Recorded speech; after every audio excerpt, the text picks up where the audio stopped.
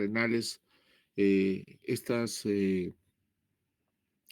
no tienen que ver nada con el funcionamiento del riñón, pero por localización pues se encuentran en el polo superior. Tienen una forma piramidal, de tal manera que se van a encajar en el polo superior y van a desarrollarse muy independientemente del riñón. A manera de refuerzo anatómico, podríamos decir pues, que es un epitelio glandular bastante pequeño, pesa entre 4 a 8 gramos. Su longitud, como pueden ver, de 40 a 60 milímetros de longitud, pero lo que llama la atención es su gran irrigación que tiene. Es una glándula bastante pequeña, pero tiene tres territorios vasculares de irrigación. Eh, para la parte inferior, pues va a emerger una arteria que se origina directamente de la arteria renal. Para la parte media sale una rama directamente de la arteria aorta y para el polo superior va a dirigirse una arteria como una rama de la arteria coronaria estomáquica, que es parte del plexo celíaco, del tronco celíaco, perdón. Entonces, está altamente irrigada, a pesar del tamaño que contiene. Desde el punto de vista embrionario, también hay que tener presente que si bien es una glándula estructuralmente unitaria, pero que embriológicamente proceden de dos áreas diferentes.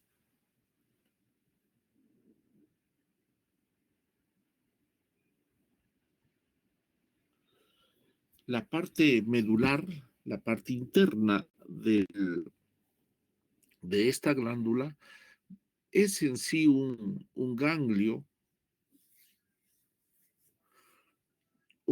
nervioso que se origina de la cresta neural. Durante la formación del tubo neural, pues antes de que se produzca el cierre de este tubo, va a desprenderse una área que le conocemos como la cresta neural, del cual se van a originar pues los nervios, los ganglios raquídeos y los nervios preganglionarios del sistema simpático. Entonces, procede del ectodermo. Mientras que la corteza suprarrenal, que estructuralmente tiene tres partes, que lo vamos a ir viendo, estas van a proceder del mesodermo. Entonces, embriológicamente van a tener ya diferencias. Y desde el punto de vista funcional, pues también vamos a tener bastantes diferencias, ¿no? Eh, aló, sí, aló, sí, sí, dime. No te estoy dando clase, Wikipedia, porque ya no me llamas. Ya, ok. Entonces, esta glándula tiene bastantes particularidades. Desde el punto de vista estructural, pues su médula procede del sistema neuroectodérmico con funciones propias del sistema simpático. en la cual pues vamos a tener la liberación de las catecolaminas, que le llamamos, ¿no? Dentro de ellos tenemos la noradrenalina y la adrenalina. Para situaciones de cronicidad, la corteza suprarrenal procede del mesodermo, procede del mesodermo, es secretor, es secretor, entonces va a liberar ciertas sustancias hormonales dependiendo de la zona. Estructuralmente, ya la corteza suprarrenal va a tener tres áreas bien diferenciadas que también tienen sus particularidades.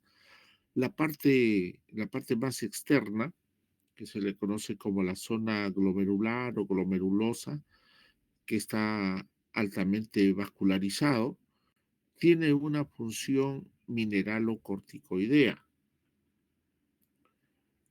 En esta zona se va a sintetizar la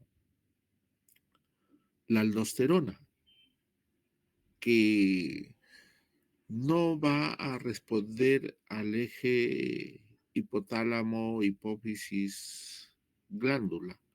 Esta se va a estimular por la presencia de la angiotensina 2 y las concentraciones de potasio.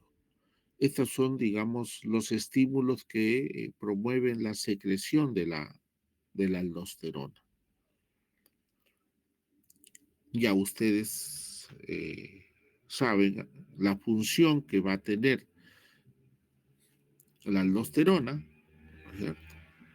Se va a dirigir a la región del túbulo contorneado distal y selectivamente pues va a reabsorber más o menos el 15% del sodio junto con algunos hidrogeniones y va a promover la secreción o excreción del potasio. Junto a la reabsorción del sodio va a jalar también pues el agua, de modo que va a participar en la osmolaridad. La parte media de la corteza suprarrenal va a producir una serie de glucocorticoides, donde el principal viene a ser el cortisol, que va a participar en el metabolismo intermediario, que lo vamos a conversar más luego. Esta capa media es la que sí va a comunicarse endocrinológicamente en el eje hipotálamo, hipófisis, glándula. El cortisol es el elemento de retroalimentación para regular la secreción. Entonces, es esta capa la que va a estar regulada por el eje hipotalámico a través de la hormona ACTH. Entonces, esta estructura intermedia sería la que verdaderamente estaría endocrinológicamente adscrita a lo que es pues los sistemas de los ejes hormonales. La parte más profunda, la zona reticular, mayormente no va a participar en las funciones de retroalimentación, no se liberan permanentemente, su liberación es lenta, sostenida y en bajas concentraciones. Y va a formar pues las hormonas androgénicas. Dentro de ellas, pues la más emblemática viene a ser la testosterona, que tiene que ver con los rasgos sexuales secundarios de la persona.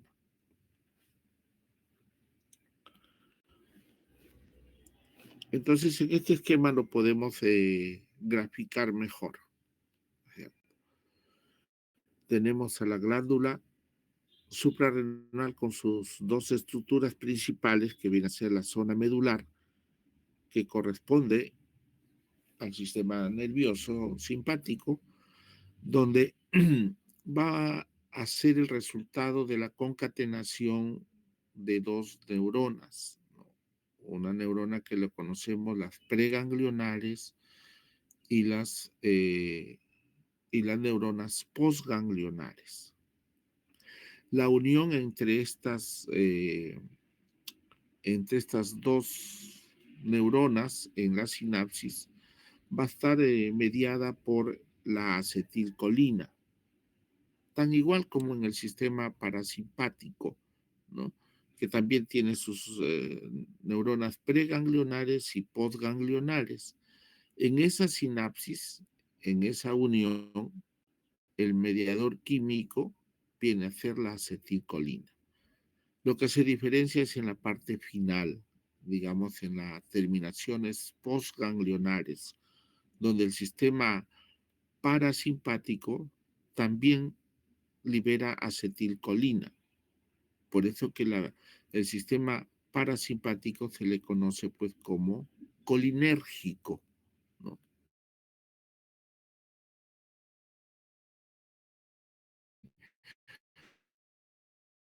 Eh,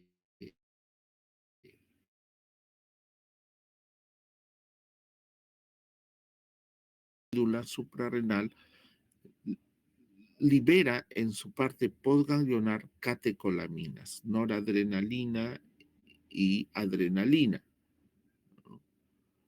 Por eso que al sistema simpático se le conoce como el sistema adrenérgico.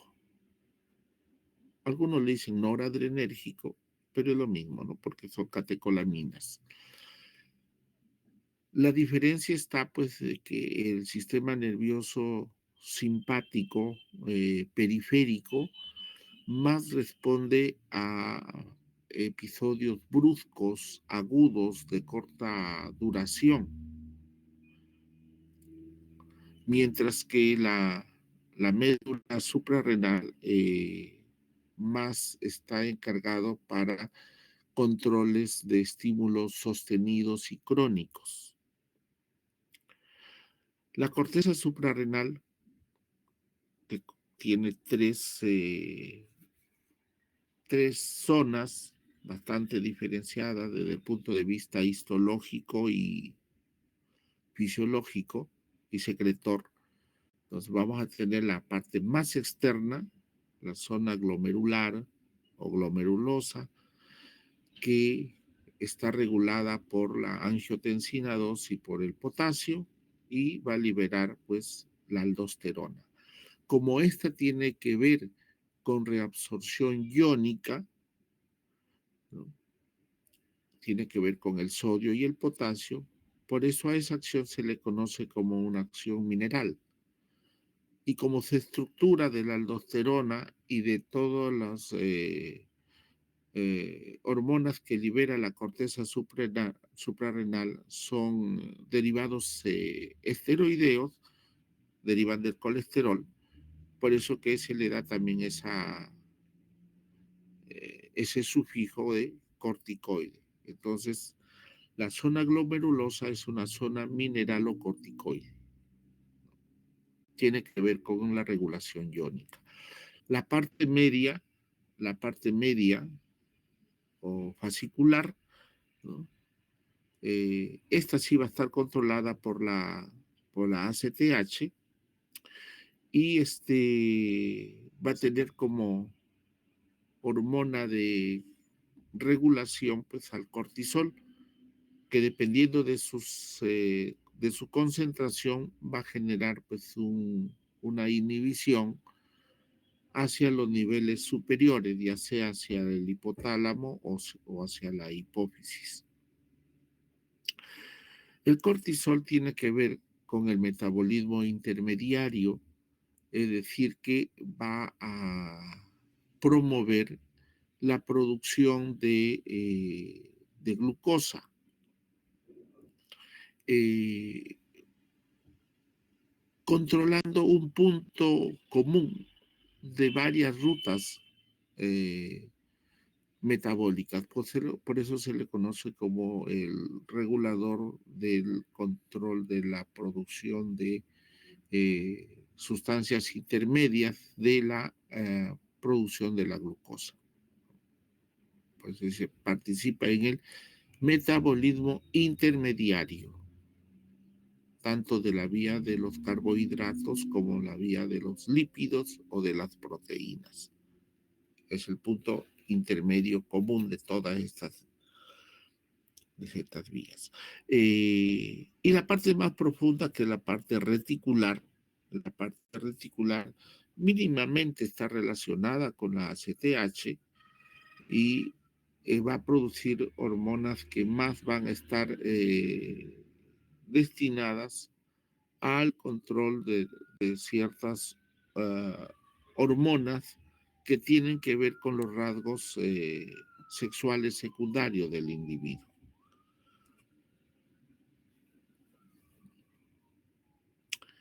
Este es el eje del control que estaría dado pues por el cortisol, que va a ejercer un mecanismo de retroalimentación, ya sea de tipo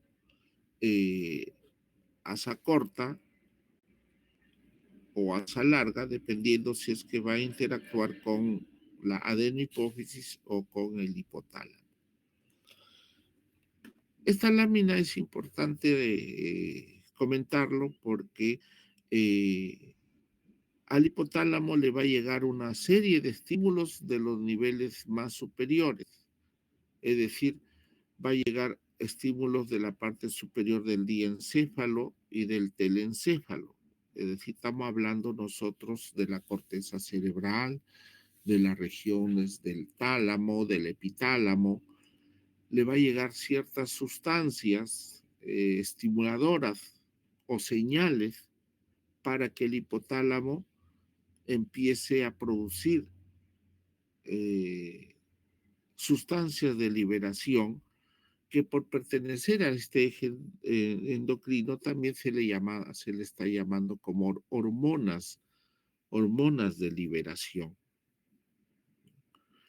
Entonces, el hipotálamo va a recibir señales y el núcleo paraventricular va a conectarse con la eminencia media del hipotálamo para producir esta hormona de estimulación, de promoción hacia la adenohipófisis, que se le conoce como la CRH o hormona córtico trófica. Cuando va a llegar a la adenohipófisis, va a producir dos sustancias que van a salir ya a la periferia de la adenohipófisis.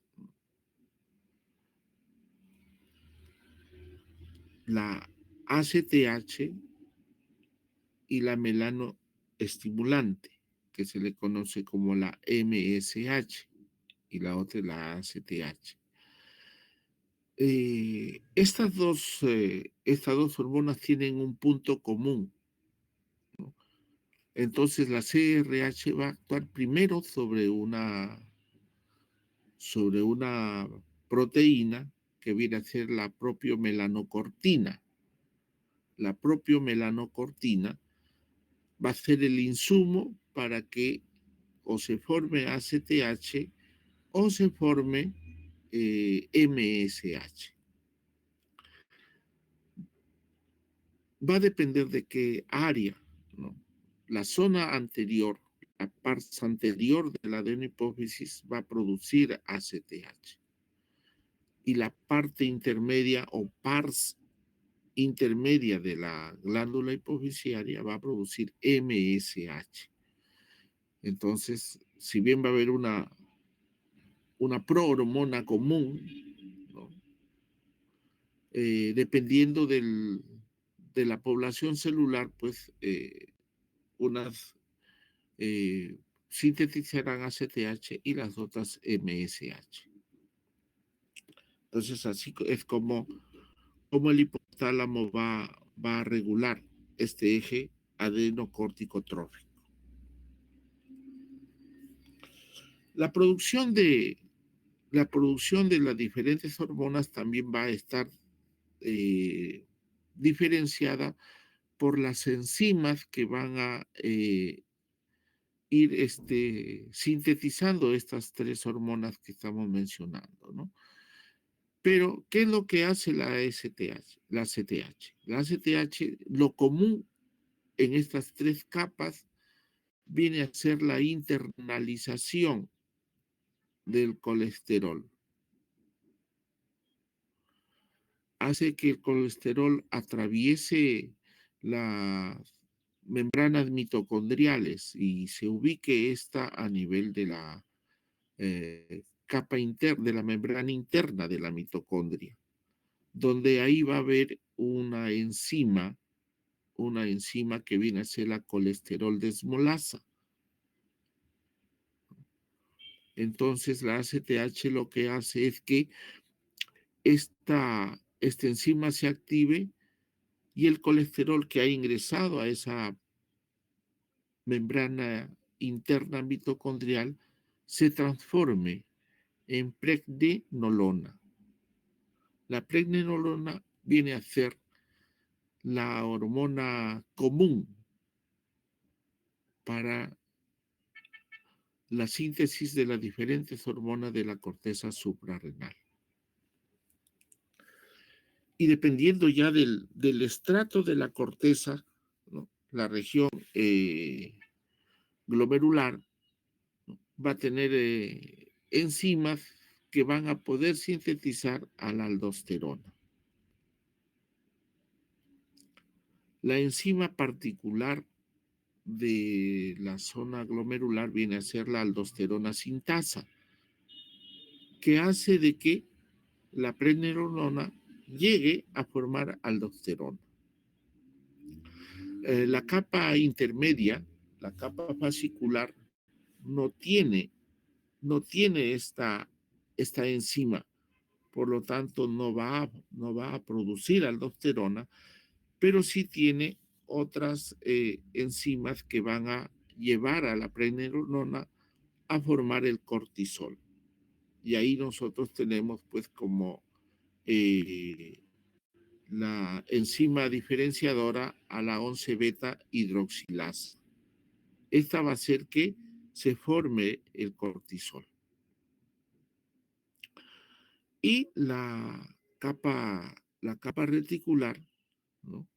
Va a tener la enzima 17 liasa, que es la que va a llevar a la formación inicial de la dihidroepiandrostenediona, a partir del cual es que van a formarse pues hormonas activas. Hasta androstenediona, digamos que es una hormona todavía neutra, no tiene actividad, necesita transformarse en testosterona para que se genere su actividad. Entonces, cada capa histológica de la corteza cerebral de la corteza suprarrenal tiene enzimas que van a dirigir pues la síntesis de estas tres diferentes hormonas que vamos a tenerlo con funciones específicas. El cortisol, aparte de tener la acción glucocorticoide, es decir, que va a actuar en el metabolismo intermediario, también, también puede tener alguna función mineralocorticoide. Esto hay que tenerlo claro porque cuando tenemos las disfunciones de estas hormonas, el cortisol puede generarnos trastornos glucocorticoideos y también mineralocorticoideos. porque tiene también esa acción. El cortisol tiene doble función. En cambio, la aldosterona no. Y la, dehidroepiandrosterona, androstenediona, no va a tener esas funciones, ¿no? Más está relacionadas con los rasgos sexuales secundarios del individuo, particularmente para la parte del sexo masculino.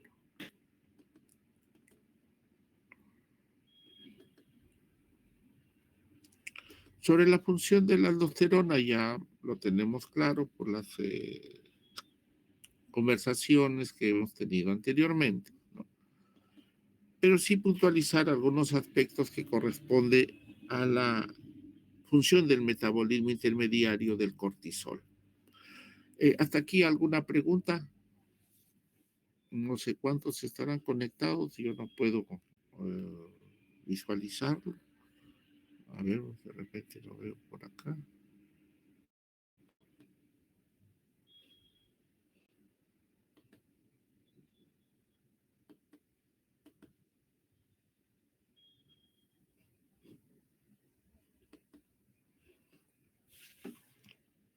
¿Alguna pregunta? No, doctor.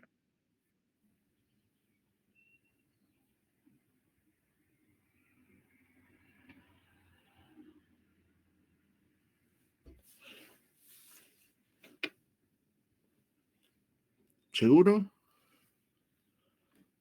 Déjame ver. Si está lo que he puesto. Ajá, sí, ya. Entonces, ¿cuál es la acción del cortisol? Aquí hay que comentar un poquito sobre la parte metabólica, ¿no? Eh, la glucosa, cuando nosotros consumimos alimento, pues, ¿no? Está entrando glucosa en sus diferentes componentes, ¿no? Eh, la insulina va a activarse cuando consumimos alimento y esta ya a los 15 minutos la insulina ya está saliendo a la circulación, ya está actuando, está promoviendo el ingreso de esta glucosa dentro de las diferentes células, ¿no? Pero a nivel del hígado, la insulina hace de que la glucosa se almacene en forma de glucógeno. Entonces, y a nivel muscular también, ¿no? Entonces, la insulina promueve la glucogénesis, ¿no? El almacenamiento de la glucosa. Y lo que está en la circulación general y la que nosotros medimos, pues, ¿no? 110, 120, 140 de glucosa, ¿no? Es la que está circulando, es la que está esperando ingresar a las células para que se consuma y se transforme pues en ATP. Dependiendo de la actividad, esa glucosa circulante nos va a durar, pero que en promedio es entre 4 a 6 horas. Es, es lo que va a estar dándonos los ATPs, la glucosa, ¿no? Nos da glucosa para formar ATPs para 4 a 6 horas de actividad. Si es que nosotros no recibimos otro aporte de glucosa, entonces empieza el reflejo del hambre, ¿no? Por la baja concentración de glucosa, que empieza ya a bajar la glucosa, ¿no? Muchos dicen que estoy en hipoglicemia, ¿no? Es común escuchar eso y tratan de consumir algo. En el caso de que no se consuma, el hipotálamo pues tiene centros eh, de alerta para cuando baja la glucosa te estimule el apetito, el centro del hambre, y te da ganas de comer. Y si es un alimento selectivo,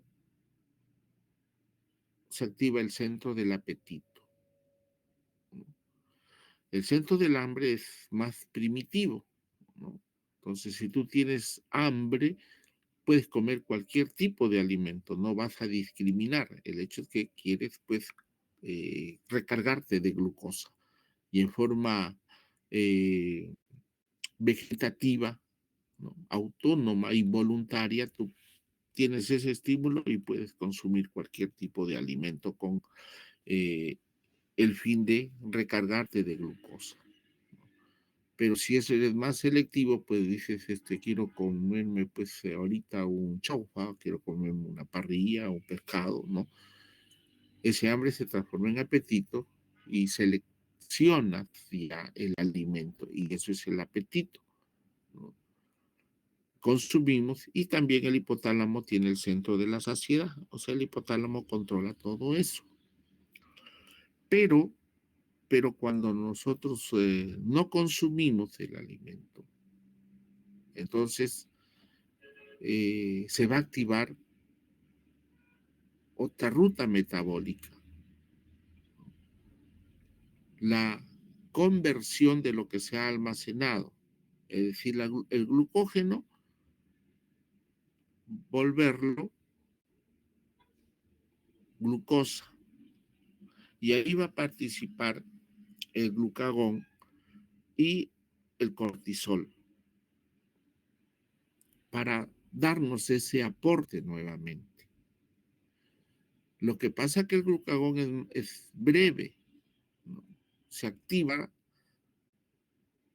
rápidamente, te libera glucosa, ¿no? Activa lo que se llama la degradación o glucogenólisis, ¿no? Tan igual como el cortisol, pero el glucagón es muy breve, ¿no? Activa esta ruta y como ya tenemos vuelta glucosa a nivel de la circulación, la insulina empieza vuelta a funcionar y disminuye la concentración de glucagón. Entonces baja la concentración de glucagón y se queda el cortisol dando la sostenibilidad de la liberación de glucosa del glucógeno. Ahora, ¿qué tanto el hígado ha almacenado glucosa?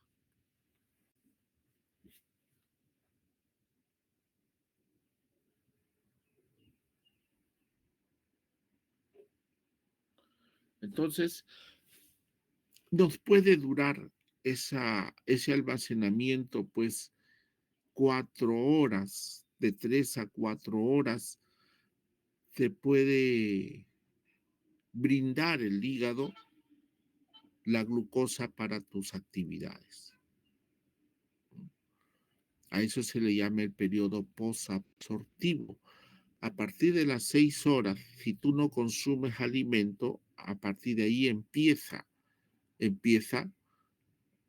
el periodo de ayuno fisiológicamente, hasta las 9, 10 horas, en la cual le llamamos el periodo posabsortivo, ¿no? Donde el hígado es el que te está proporcionando la glucosa. Si no has consumido alimento, entonces ya tu hígado ya no te puede dar glucosa.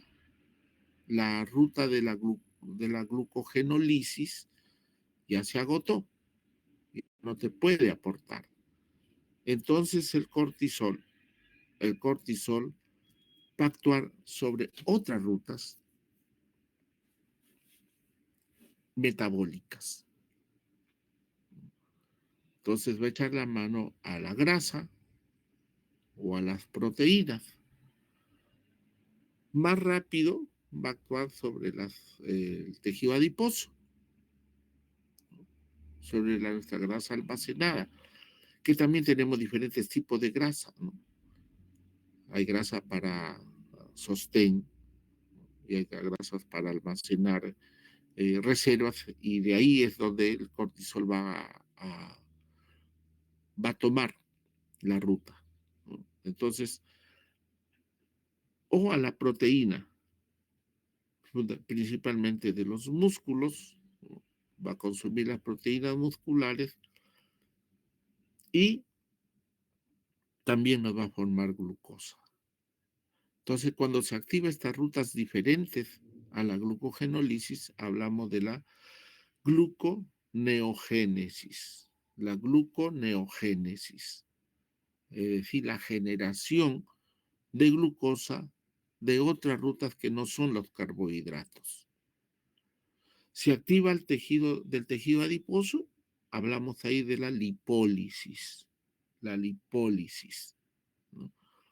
Donde hace pues de que los triglicéridos que están almacenados formen los ácidos grasos libres y el glicerol.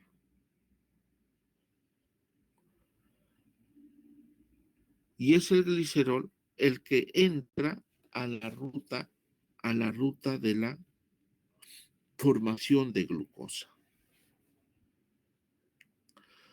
Los ácidos grasos libres van a entrar a ruta de degradación y son los que nos van a formar primero el acetato para que entren a través del grupo, de la vía del ácido láctico, y nos va a formar los cuerpos cetónicos, que son los que nos va a dar el aliento posabsortivo. Cuando las personas no consumen alimento, ¿no? Van a entrar en un estado de acidosis y vamos a tener ese aliento cítrico. Y vamos a tener cierta acidez a nivel de la cavidad oral, y vamos a liberar por la orina también estos cuerpos cetónicos, tratando de eliminarse y compensarse.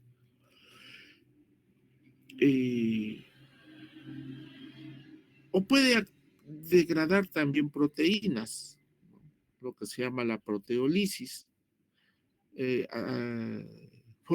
activando unos mediadores químicos que tienen que ver con la ubiquitina, y va a llevar a estas proteínas primero a péptidos y luego a aminoácidos. Y algunos aminoácidos van a entrar a la ruta de la glucosa, fundamentalmente la alanina. Ingresa a la ruta intermediaria y nos va a formar glucosa. Es así como va a participar el cortisol, ¿no? Dándonos este insumo energético para soportar, ¿no? Soportar el estrés crónico que podríamos estar padeciendo, ¿no? Nos prepara para preservar la vida, digamos, ¿no? Para dar actividad sostenida. Y nos prepara para algunas reacciones, por ejemplo, para el trabajo forzado, para los cuadros de estrés crónico, para momentos de sufrimiento, para cuando tenemos enfermedades crónicas, ¿no? El paciente, eh, por el estado que está, no puede consumir alimentos, pero el, el cortisol está dándonos, ¿no? Glucosa, consumiendo parte de nuestras reservas que nosotros lo hemos generado, ¿no? Y tiene otras funciones más, pues el cortisol, como había mencionado, tenía que ver también con la parte iónica, ¿no? Sobre el sodio, sobre el potasio, también actúa sobre el calcio, entre otras.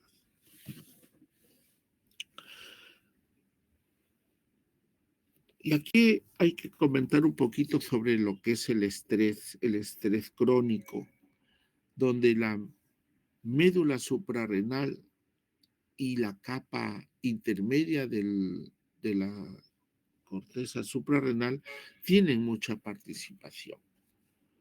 En algunos momentos yo les he mencionado pues que tenemos nosotros el estrés agudo, intempestivo, de corta duración. Por ejemplo, escucho una explosión, eh, voy a entrar en en un momento de pánico, de miedo, ¿no? O si alguien me viene a agredir, de igual manera, ¿no? Voy a tratar de responder como defensa o como huida para poder preservar mi vida, ¿no? Para eso me prepara el sistema adrenérgico, pero que corresponde al sistema simpático, ¿no? Entonces, te puede durar segundos, minutos, pasa el agente agresor y entonces vuelves a la calma. Son ocasiones, son momentos muy esporádicos, ocasionales, que no necesito activar mi vía endocrina. Mi sistema nervioso autónomo es autosuficiente para prepararme para ese momento. Me genera pues midriasis, piloerección, me pongo pálido porque mi sangre se ha desplazado hacia mis órganos nobles para que estos actúen en toda su capacidad, ¿no?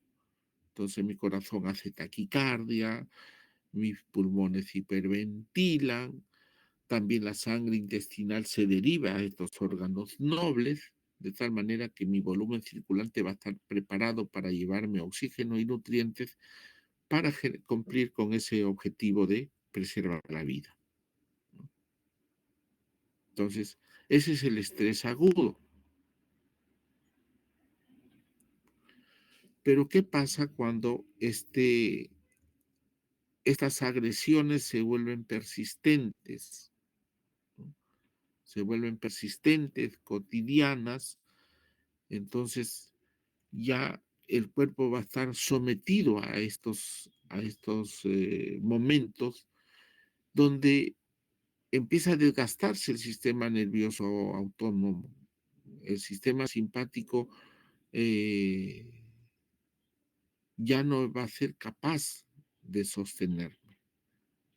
Entonces, ante el estrés crónico es que aparece la glándula suprarrenal como el conductor de este proceso. Y esto se ha estudiado eh, muy profusamente desde hace muchas décadas, pero es Hans Seiley el que estableció, ¿no?, algunos criterios clínicos para entender el estrés crónico y es el que establece pues las tres fases del estrés crónico. La primera fase, que es la fase aguda, que conocemos como la fase de alarma,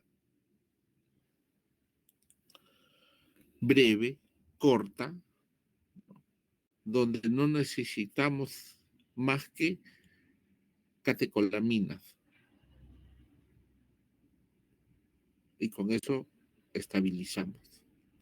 Si eso es persistente, aparece la segunda fase, en la cual se llama la fase de resistencia o de sostenibilidad del proceso. Aquí actúa la, la glándula suprarrenal. Aquí actúa las catecolaminas de la médula y los glucocorticoides, ¿no?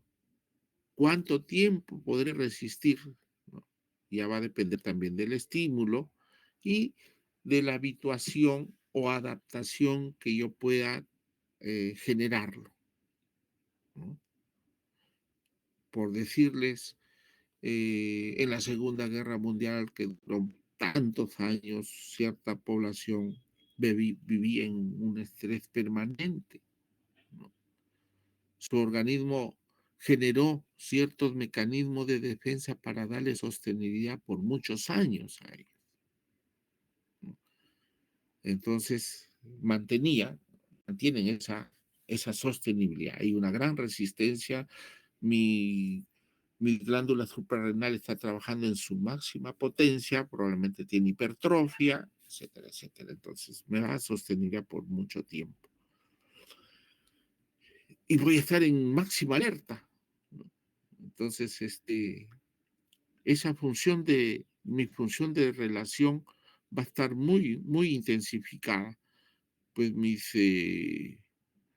pupilas permanentemente van a estar dilatadas, ¿no? Va a estar en midriasis, mirando a la lejanía, tratando de identificar al agente agresor. Mi corazón va a estar en taquicardia permanente, probablemente voy a estar haciendo hipertensión, pero así estoy preparado para que en el momento que se dé el estímulo, yo active la huida, la defensa, la lucha, ¿no es cierto? Entonces puedo estar mucho tiempo, o puedo estar algunas semanas, meses, ¿no? Y viene la tercera fase, ya la fase del agotamiento, donde ya el cuerpo ya no puede tolerar, ¿no? Y empieza un decaimiento que te puede llevar incluso, te puede llevar a la muerte. Entonces son eh, esas tres fases que tienen que ver con la respuesta al estrés crónico, y la glándula suprarrenal pues es la que va a comandar todas estas respuestas, ¿no? La fase de alarma, donde es más catecolaminérgico; la fase de resistencia, donde ahí la producción de glucocorticoides tiene mucha participación, pues; y la fase de agotamiento, cuando fallan esas dos anteriores, y el organismo pues entra a un colapso, ¿no? Y no se puede defender ante el agente estresado, entra el sometimiento, ¿no? Y empiezan a aparecer otros mecanismos de adaptación, pero que poco a poco te va llevando a la atenuación de tu capacidad. Entras al estado, por decir, de inanición, ¿no? Donde ya tu cuerpo no va a estar con tanto dinamismo. Al contrario, empieza, pues en vez de tener taquicardia, empieza a tener bradicardia, su corazón ya late con menos intensidad, ¿no? Tu frecuencia respiratoria también, puedes entrar en somnolencia con un afán de mantener tus reservas, etcétera, etcétera. Y es la fase de agotamiento, ¿no? Que también puedes estar en mucho tiempo en ese estado, ¿no? Hay personas que están en estado de inanición por un tiempo muy prolongado, ¿no? Y si no corregimos estos factores, pues lamentablemente te va a llevar a la muerte. Muy bien, hasta aquí alguna pregunta.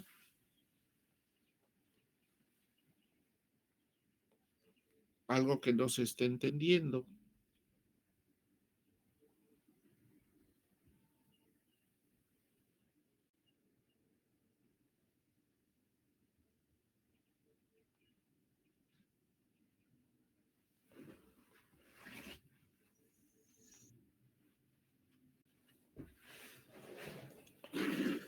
Si no, ya podemos empezar a hablar pues de algunos trastornos que pueden afectar esta glándula suprarrenal, que pueden lesionar toda la glándula, o puede ser específica de alguna de las áreas, ¿no?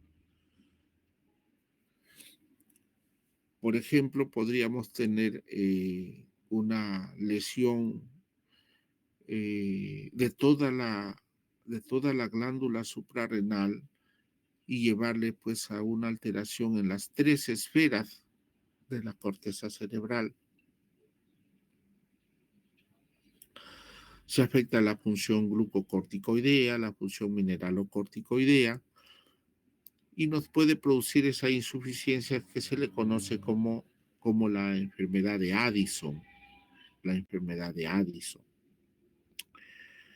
Eh, Anteriormente, pues las inflamaciones de origen infeccioso podían dañarte la glándula suprarrenal. Se tenía a la tuberculosis. La tuberculosis podría lesionarnos la corteza cerebral. Y ya no vemos muchos pacientes que hacían su los pacientes que tienen tuberculosis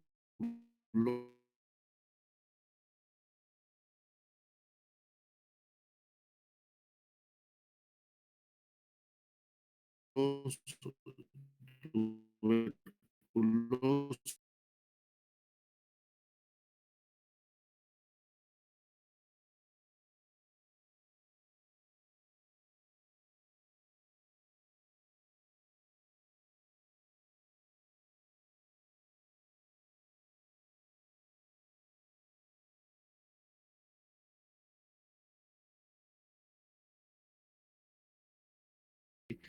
ahora solamente el meningococo se activa en cambios estacionales, afecta a ciertas poblaciones donde están hacinados.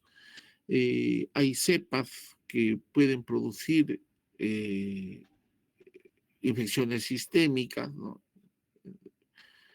Pero antes era muy frecuente y cuando afectaba pues a la glándula suprarrenal le generaba un daño muy rápido, muy severo,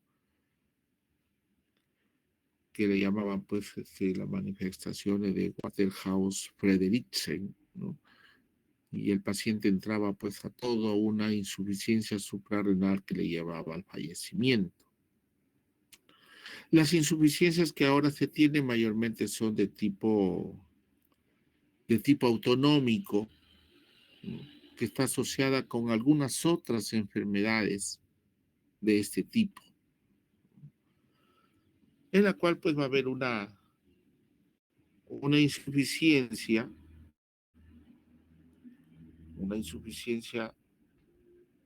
de esas esferas que hemos mencionado. Vamos a ponerlo por acá, creo que esta enfermedad de Addison, donde pues el paciente estaba eh, bastante adelgazado, con efectos de la aldosterona, ¿no? El paciente perdía volumen circulante, eran pacientes que tenían pues presión baja, tenían hipovolemia, eh, desmayos, cuadros sincopales, por trastornos hidroelectrolíticos,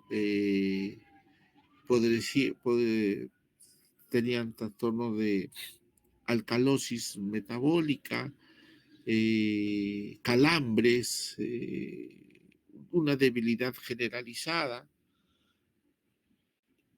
y llamaba la atención pues en ellos alteraciones en la pigmentación, alteraciones en la pigmentación, ya sea de tipo hiperpigmentado o hipopigmentado. También tenían áreas de vitíligo y las uniones, es decir, los pliegues, incrementaban su coloración.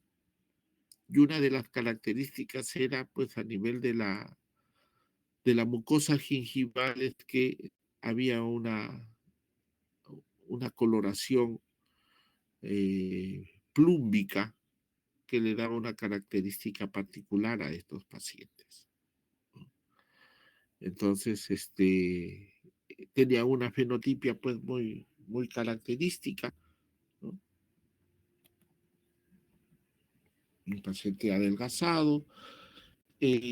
Como hay una insuficiencia de las tres áreas, eh, ellos también tenían pues alteraciones en los rasgos sexuales, había caída de cabello, tanto del cuero cabelludo, pero fundamentalmente del vello púbico, de las axilas, tenían todo una caída de esa pilosidad. Esa es la la enfermedad de Addison. Se podría tener también algunas alteraciones de la corteza, pero que podría ser específica, y por ahí podríamos tener también alteraciones de la capa glomerular que tenía que ver con que tenía que ver con la secreción de la aldosterona, ¿no? Entonces, podríamos tener algunas hiperplasias de esta zona y producirnos pues el hiperaldosteronismo propio de la glándula, por eso se llamaba el hiperaldosteronismo primario, que se le conocía como el síndrome de Cohn, en la cual, ¿qué pasaría si es que tenemos mucha aldosterona? Si tenemos mucha aldosterona, pues vamos a eh, reabsorber mucho sodio, vamos a tener mucho líquido. Entonces son pacientes que van a estar hiperdinámicos, van a tener hipertensión sostenida, hipervolemia, eh, muy escasa fobea, ¿no? Pero sí había mucho volumen circulante en estos pacientes. Entonces tenían pues pulso Zeller, taquicardia, etcétera, etcétera. O podríamos tener también el hipoaldosteronismo, es decir, podría también estar disminuido. Entonces podríamos tener cuadros específicos, ya sea de alguna de las capas, ¿no?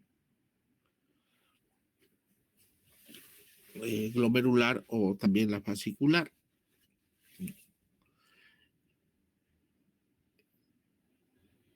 Y hay una entidad bastante común que se puede tener en forma clínica. Vamos a observar pacientes que van a tener los estigmas de una hiperfunción suprarrenal.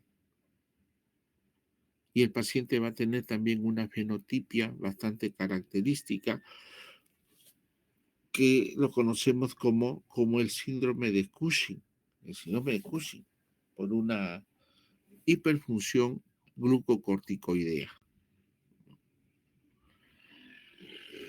Que puede ser porque hay una hiperplasia glandular, una tumoración de la glándula hipofisiaria, ¿no? Entonces ese es un Cushing de tipo endógeno, ¿no? En la misma glándula la que está produciendo muchos glucocorticoides. Pero podría ser por la administración de algunas sustancias glucocorticoideas, es decir, de origen exógeno, medicamentos que tienen esa función glucocorticoidea y el paciente va a hacer esa forma de presentación, ¿no?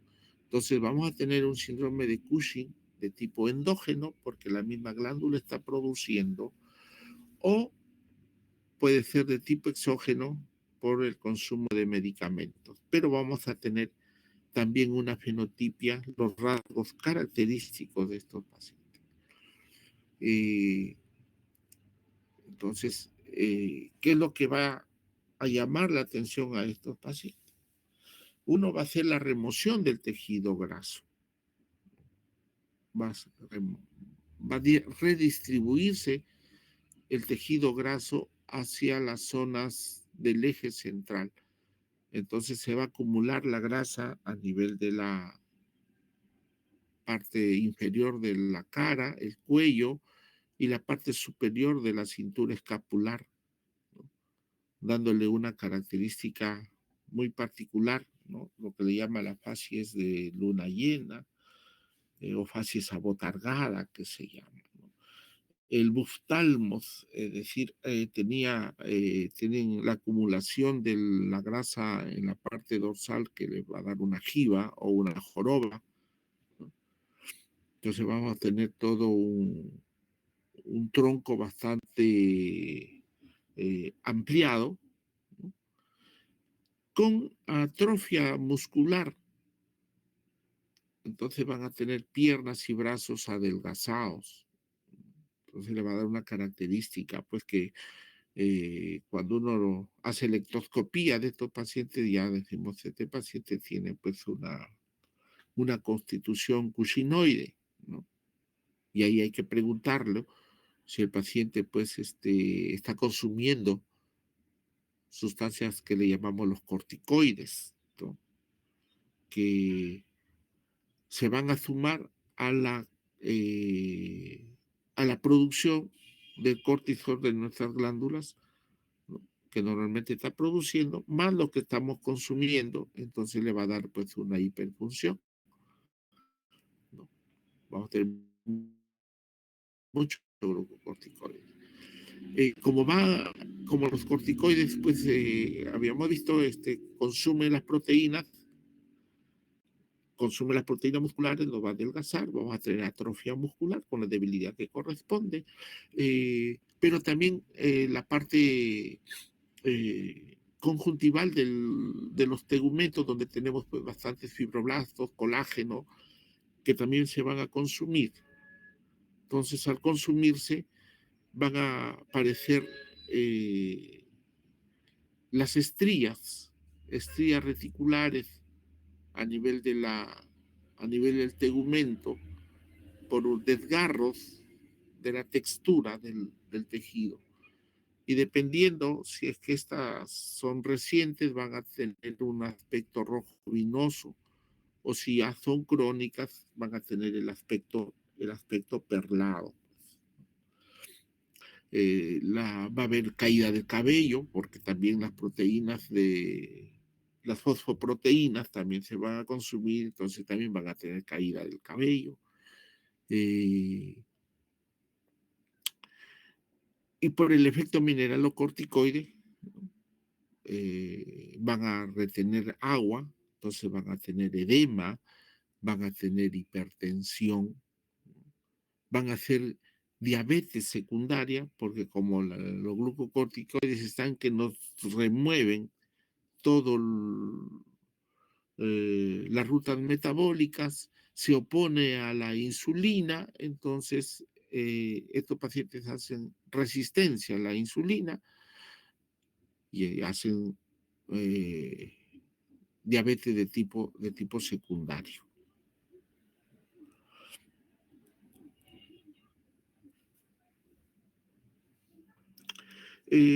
Las glándulas, la parte reticular también se puede afectar, ¿no?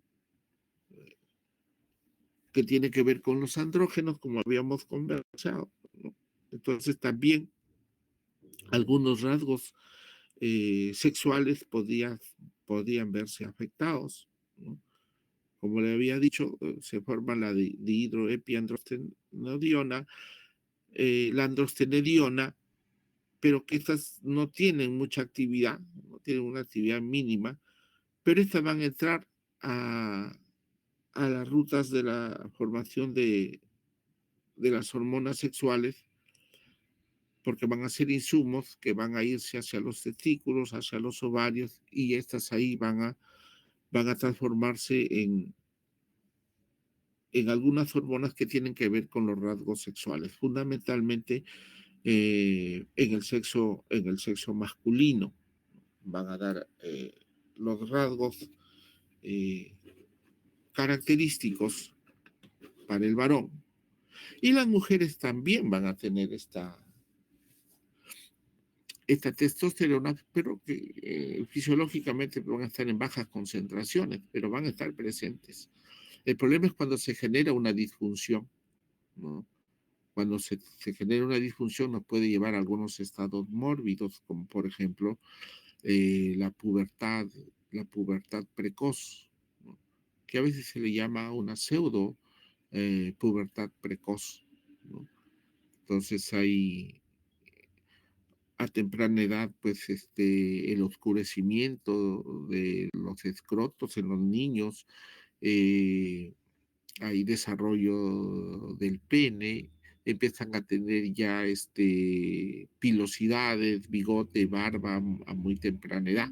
Entonces le va a dar toda una fenotipia como si que este niño ya tuviera una adultez, ¿no? Por eso que se le llama la pubertad precoz. Normalmente los niños empiezan a tener pues empieza a madurar los órganos sexuales a partir de los 11 a 13 años.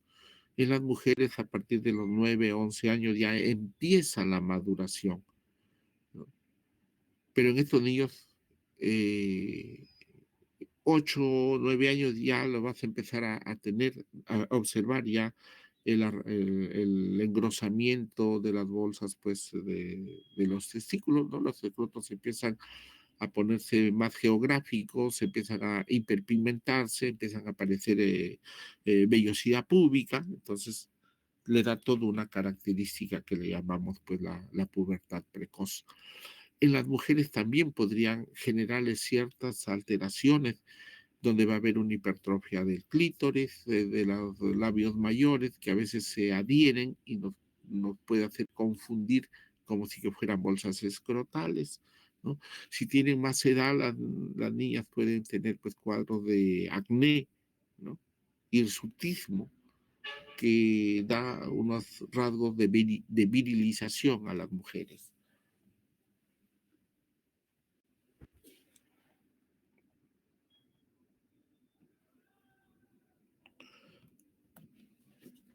Muy bien, yo creo que hasta aquí hemos conversado.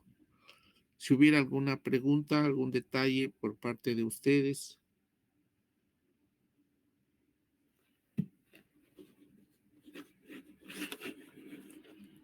No, doctor.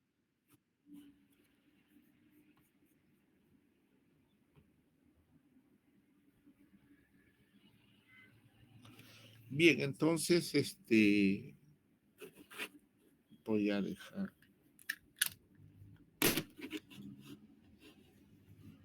voy a apagar la grabación. Tenemos la grabación para que empiece a procesarse. Toma algún tiempo para que esto se pueda grabar y lo puedan ustedes abrir en algún momento que les sirva. Les he agregado algunas diapositivas donde he incluido algunas otras cositas más que les puedan servir. De escritor también le he puesto ahí la sesión 12 que no lo había puesto, que correspondía al calcio.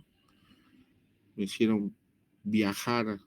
Yo estoy fin de semana en otro lugar, he tenido que venir para cumplir con ustedes y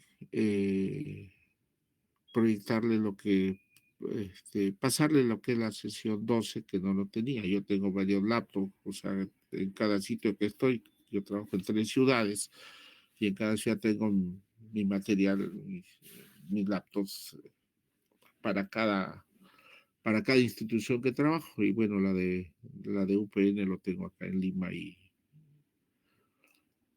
obligatoriamente por cumplir con ustedes he tenido que venir y bueno, estoy tratando de cumplir, ¿no? Esta clase no se ha grabado porque se me pasó, ¿no?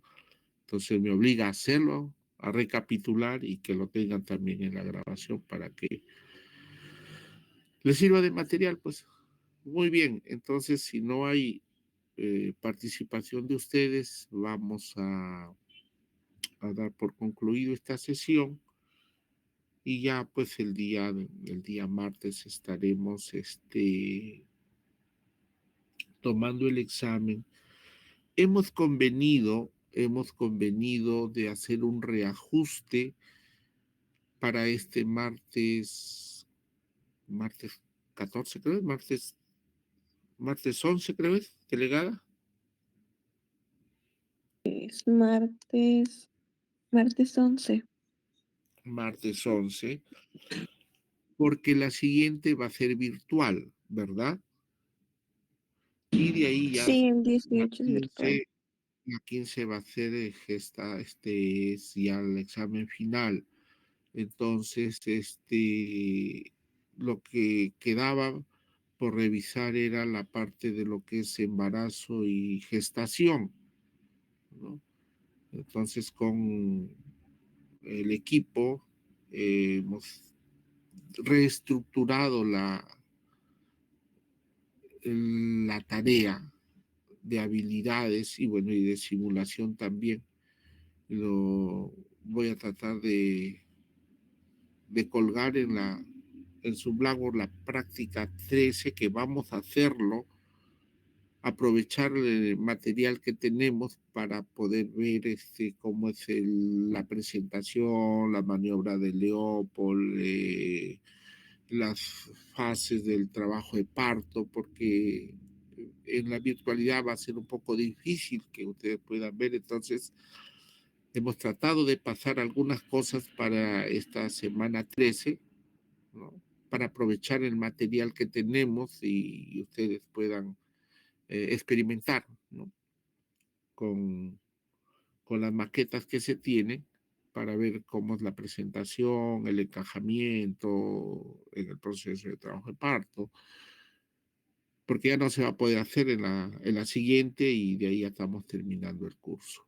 Entonces, voy a colgarlo eh, como una reformulación y también imagino que ya bueno, la simulación con el doctor Carrasco ya se puede hacer virtual, ahí sí no va a haber problema. Y bueno, haremos la parte del mini ECOE que se tiene programado pues desde el inicio del curso. ¿Eh? Muy bien, mis amigos, entonces han sido muy generosos. Les felicito por eh, disponer de este tiempo que tal vez lo podrían haber estado usando para algunas otras actividades, pero es así, a veces el aprendizaje no es como uno quisiera, ¿no? Tenemos tantas cosas que hacer, son pequeños estigmas que nosotros vamos proporcionando. Ahora la educación en el siglo XXI es totalmente diferente a la educación clásica que se tenía anteriormente, donde el profesor era el dueño del escenario y tenía que explicar y ustedes tomar el apunte, ¿no? Eso ya se está dejando de lado, se está proyectando que a partir en este lustro del 2025 al 2030 los docentes que primero eran docentes, después se pasó a llamarles tutores y luego ahora se va a hablar de los mentores, donde solamente se va a organizar y la sesión de clase y los estudiantes son los que tienen que generar su propio aprendizaje, porque las herramientas tecnológicas les permite tener la información a la mano, entonces ya el docente ya no tiene mucho que expresar porque ustedes lo tienen y ustedes tienen que estar motivados porque el conocimiento está cambiando muy raudamente. Hoy tengo un libro y un libro me dice estas cosas, dentro de 3 semanas ya aparece otro libro que me dice otras cosas diferentes y es así, ¿no? Entonces, ya eso es incontenible en educación, ¿no? Entonces ya no podemos decir una verdad completa en un momento y por decirles, hace como 10 días le hice una clase de una forma, puse unas diapositivas, pero para esta recapitulación ya he tenido que incluir otras cosas más, porque así es, el conocimiento va cambiando, van apareciendo otras presentaciones, otras bibliografías, otros aportes de otros autores que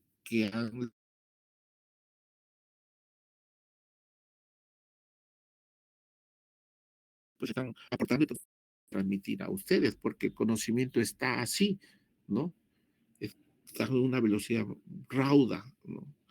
No sé cómo se va a encarar el nuevo plan curricular, porque justamente obliga por esto, ¿no? Porque la ciencia está en un avance incontenible, ¿no? Y la inteligencia artificial que ahora se lo hace todo, ¿no? Y ahí viene cómo vamos a evaluar. En la virtualidad es muy complejo porque las preguntas que se les hace lo meten al chat GTP y le da la respuesta. Entonces, no estamos evaluando nada. Tenemos que generar otra forma de evaluación. De repente va a ser la evaluación en aula, ¿no? Del trabajo que ustedes hagan, de la presentación que ustedes realicen en el aula, esa será una forma de calificar y tal vez ya los exámenes ya pasen a la historia porque no tiene sentido, ¿no? Ustedes tienen las herramientas a la mano, tienen el celular, ahí mismo entran y tienen la respuesta. Entonces, son metodologías ya que tienen que cambiar por el avance tecnológico. Entonces, no se sorprendan, ¿no? Que ya en el próximo año, con el cambio curricular, también haya otras estrategias de aprendizaje, porque el avance tecnológico está, está haciendo de que se generen estas diferencias. En algunos foros que yo participo, que converso, dicen pues ya que el sistema educativo ya está obsoleto, ya no es, y el estudiante tiene otras necesidades en su aprendizaje, en su formación. Y déjenme decirle que han hecho un estrato, ¿no? Han estratificado las, ¿qué le digo? Las visiones que tienen cada grupo de estudiantes. Y eso les llevo, por ejemplo, en su promoción, me imagino que deben haber un grupo de estudiantes que tiene entre 18 a 20 años. Su horizonte, su perspectiva es diferente del que tiene 21 a 25 años. Y el que tiene más de 25 años tiene también otro horizonte, otra perspectiva, otra, otro objetivo en su aprendizaje. Entonces, son diferentes cada grupo, ¿no? El grupo de los que tienen menos edad, ellos quieren que le enseñen todo, todito quieren aprenderlo, todos los pasos, todos los procesos, ¿no? Así visionan ellos, ¿no? Esa es su visión. Pero el que tiene ya 30, 35 años, su visión ya no es esa, ¿no? Su visión de ese es ya producto, quieren resultado, quieren acción. Entonces, son necesidades diferentes ya que se están teniendo. Entonces, cómo hacer una mixtura para darles el servicio que ustedes necesitan si hay una variopinta de necesidades. Entonces, son todos esos detalles, pues, que la gestión educativa tiene que proponer, elaborar, ¿no? Gerenciarlo para que se les pueda ofrecer como una propuesta educativa, ¿no? Algunos se van a adaptar rápido, otros les va a tomar su tiempo de eh, hacerse en esa línea de estudio y de aprendizaje. Eh, Estoy seguro que van a pasar ya con otros docentes en el ciclo en el ciclo que viene. No lo sé yo en qué lugar voy a estar. Me están proponiendo hacer ya gestión, ya no hacer trabajo en aula, ¿no? Que le digo en lo personal, cuando me vengo a involucrar en UPN, empecé como profesor de práctica, a pesar que yo adjudiqué